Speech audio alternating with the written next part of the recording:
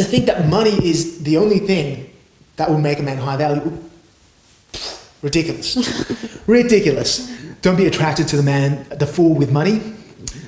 You'd rather have a smart man with no money. You'll go a lot further that way. Exactly. Love me a smart man. Hey guys! Hello? Another discussion video. Can a man be high value if he's broke or jobless? This was featured on your blog. A lady came to your blog and left that particular comment, rhetorical question, not long ago. Well, I actually said in one of my recent articles that a man can be in any financial situation and still be high value. That means he can be filthy rich or filthy poor. Filthy rich on daddy's money and still be high value, even though women generally prefer self-made men. And he can be dirt poor and jobless and, yes, still be high value. Imagine that. I was actually very shocked that someone couldn't perceive that. Would even ask that question. In the current times of COVID-19 lockdown, where a lot of people, men and women included, are having their livelihood stripped from them, their jobs that they've had for 20 years. 30 million people have filed for unemployment, plus countless more having to reduce their hours or be jobless altogether without having to file. Exactly. I'm surprised that we even have to address this question. Like, where do we even begin? Like, hello, value is so much more than just money. Now, just on top of my head, as a man, okay, what if he is jobless but he has his own business? What if he's broke because none of it is listed under his own name, which is very smart from a financial point of view? What if everything Hang on. What if he's broke because none of it? What's it? His assets? His assets. What if he's declared can you declare bankruptcy and be considered broke? I guess you could, technically speaking, but you could have money in offshore accounts. You could have money in trusts. Technically, you could be absolutely broke and jobless and live like a millionaire. Mm-hmm. Easy. Correct. Easy. Have a millionaire lifestyle. But let's not talk about that. This video is so much more than just that. Think about this for a second. Think about all the self-made millionaires and billionaires. People like Jeff Bezos of Amazon, people like Elon Musk, or any of the millionaires and billionaires that we may have heard about or come across. The Apple guy, Steve Jobs. Stephen, was he in it? Evan, Miranda Kerr's husband. Yeah, I don't know his name. Snapchat Evan. All these people, okay, and for a lot of self-made millionaires and billionaires, at some stage in their life, they were either working hard in their own garage, they were working somewhere else, having little to no job, and being broke. Yeah. So, are you to say that those people at those stages in their life were low value, and then they became high values when they amounted to something? When they got the money. That's completely ridiculous. That is to discount every man's ambition. Mm-hmm. And resourcefulness. Work ethic. Mm-hmm. Because money is a symptom, it's an effect, and it follows people's work ethic, their productiveness, mm-hmm. and their passions. It follows that.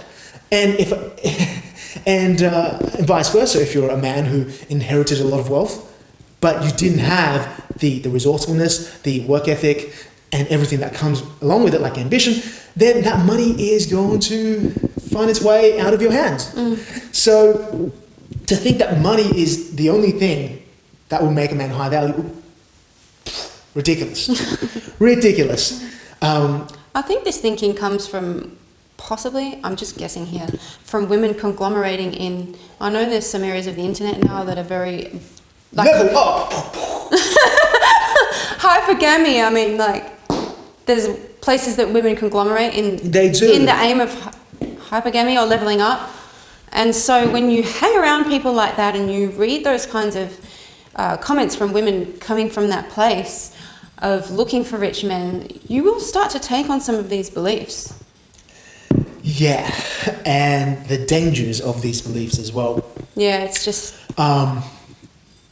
it's a bit of a...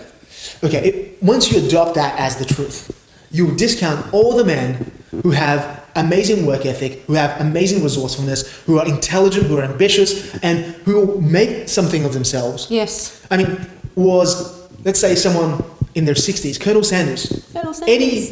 KFC. Regardless of what you think of KFC, was he any more high value at the age of 70 after KFC was a massive success than he was at 65 before he began? I don't think so. No. I think he was, if anything, more ambitious at the start, like most people are. Yes, and that ambition was who he is. Exactly. And it's the ambition that attracted the money. So, if anything, ambition is greater than money.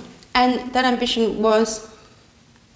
the value of a man comes from who he is. Yeah. It's contained within the man himself. So... Exactly. I mean, would you say that a woman... Sorry. No, go ahead. A woman who, for whatever reason, has a medical condition currently and couldn't have any sex with a man, would you automatically write her off as being low value? Would you? Really?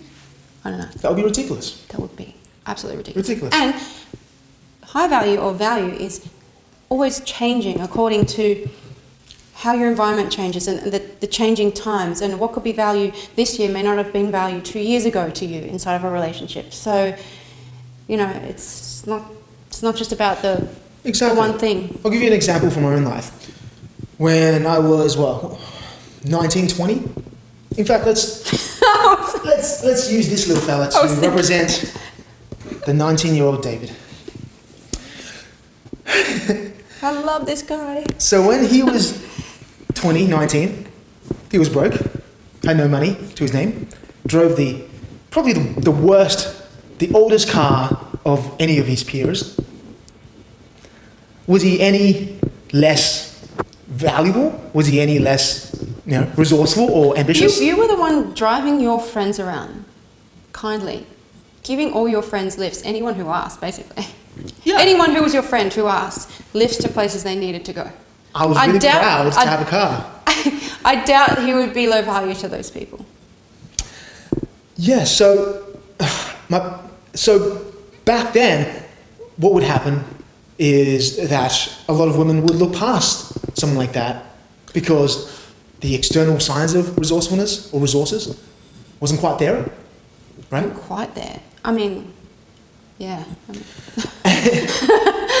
I could tell you a few things, but yeah, you finish, yeah. And over time, a man's ambition, a man's resourcefulness, and his ability to make things happen, those intangible factors attract the money and the resources into his life. Yeah, absolutely. And people always say, like, oh, a woman's value comes from how she sees herself and whether she values herself or not. Oh, but when it comes to men, it's not about that.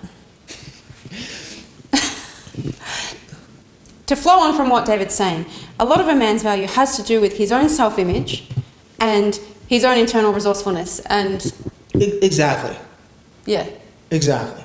And this man attracted resources because of his resourcefulness, and led with his ambition, created the resources, and they all lived happily ever after.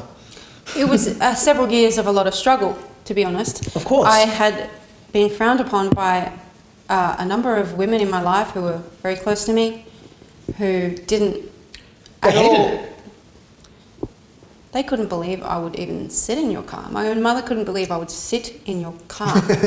That bomb that all the old people at my old house tried to get you to stop parking it outside because it was such an eyesore, that car.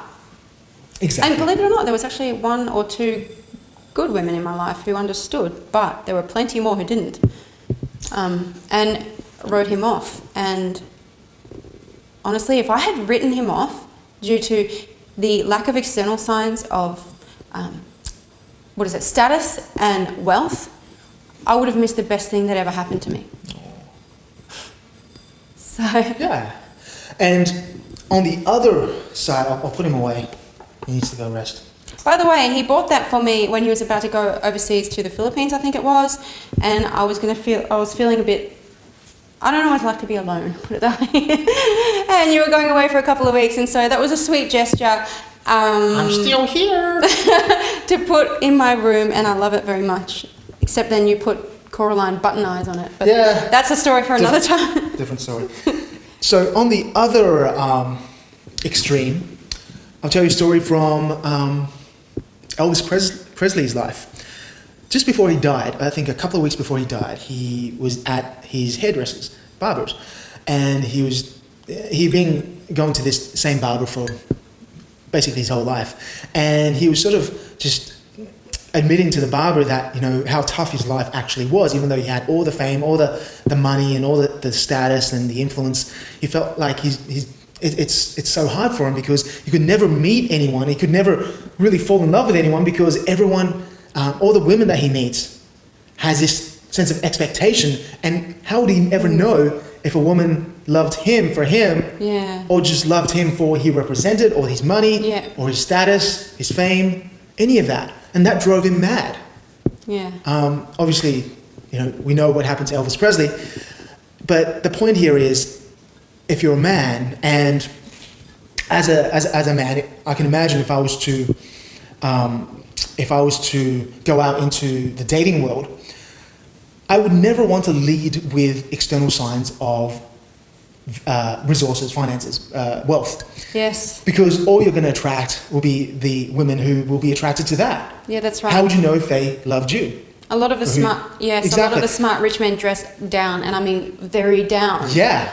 To avoid attracting gold diggers. Exactly. Basically, So that is something to consider as well. It's, yeah. You know, for most men who work hard, who are ambitious, the money that they accumulate, that they make, it's a product of their, you know, blood, sweat, and tears. It's a sense. It's a part of their soul. It's a part of them. Yeah. And to just willy-nilly give that away, it's not a very smart thing to do. Yeah. Unless, of course, this man has absolutely no sense of self-worth and has no sense of self-value, that he leads with his value because that's the only thing that he thinks is going to get any kind of attention or affection. Yeah, you've got to be able to distinguish between men who are genuinely generous towards you in a proportionate and calibrated way, versus the men who are overcompensating with money or a flashy car that perhaps they've actually hired. I've known men to do that. Exactly. Yeah. Exactly. Yeah. So I think we've answered that enough. If there's any advice, I would suggest, and let's make this quote of the day, look for a man's inner resourcefulness, his inner ambition, his self-respect, and look at what he values rather than look at all these external signs of value, I guess. Yeah, and money will never take care of you, and money will definitely never take care of your soul as a woman. Exactly. Whereas the quality of your relationship and connection with a man will. Yeah, and look, if a man got that money not through his own work, then he's bound to lose it at some point. Yeah. At some point. Exactly. It's a universal law. Yeah. That's just how it works. So don't be attracted to the fool with money. You'd rather have a smart man with no money. You'll go a lot further that way. Exactly. Love me a smart man. All right, that's all from us. I think that is all. Okay, a quick shameless plug. We have a free PDF download, free report on the 7 common signs that a woman is low value in the eyes of men. Since we've been talking about value, we thought this was a good offer for you. If you haven't checked it out, we'll add a link down below. Yeah, you can download it for free. And go through it.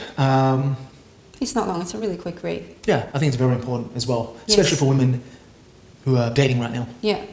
Yeah, definitely. So go check that out. It's going to be worth the read. Yeah. All right, guys. Okay. That is all from us. Thanks for tuning in. Bye-bye. Talk to you soon. Bye.